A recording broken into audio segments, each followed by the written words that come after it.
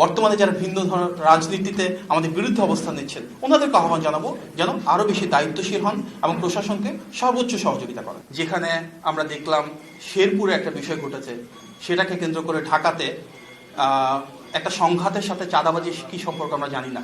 তার মানে যখন সংঘাতকে কেন্দ্র করে চাঁদাবাজির কথা বলা হয়, সেখানে শীর্ষ নেতৃত্বকে জড়ানোর একটা বয়ান তৈরি করা হয়, অবশ্যই এগুলো উদ্দেশ্য প্রণোদিত।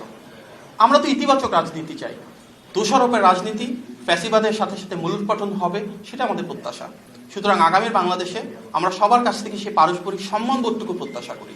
কেউ যদি চান যে একটা ঘটনা ঘটলো এবং তার সাথে সাথে সেটাকে ভিত্তি হিসেবে ব্যবহার করে কিভাবে রাজনৈতিক স্বার্থ হাসিল করা যায়, সেটি কোনোভাবেই কারো কাম্য নয়।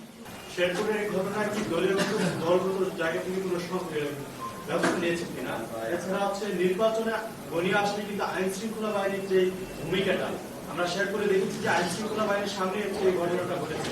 নির্বাচনকে কেন্দ্র করে আইন শৃঙ্খলা বাহিনীর যে ভূমিকা সেটা আপনারা কিভাবে দেখছেন? আর কতটুকু জোরদার করা উচিত সে বিষয়টি জানতে চাই।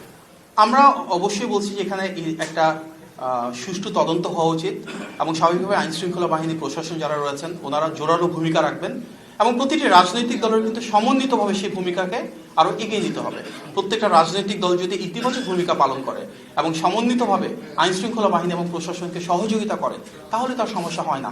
আমরা দেখেছি গতকালকে আইন শৃঙ্খলা বাহিনী, প্রশাসন, সেনাবাহিনী ওনারা বারবার অনুরোধ করছিলেন যেন বিএনপি নেতাকর্মীদের জন্য নির্ধারিত স্থানে তাদেরকে বসতে দেওয়া হয়, কিংবা একটা নির্দিষ্ট পথ পরিহার করে যেন ভিন্ন রাস্তায় যাওয়া হয়। ওনাদেরকে যদি সব রাজনৈতিক দল এভাবে সহযোগিতা করতো, তাহলে এই ধরনের অনাকাঙ্ক্ষিত এবং খুব দুঃখজনক ঘটনাগুলো আর পুনরাবৃত্তি হবে না। সুতরাং একই সাথে আমরা অন্তর্বর্তী সরকারকে আহ্বান জানাবো আইন শৃঙ্খলা পরিস্থিতি যেন জোরদার হয়।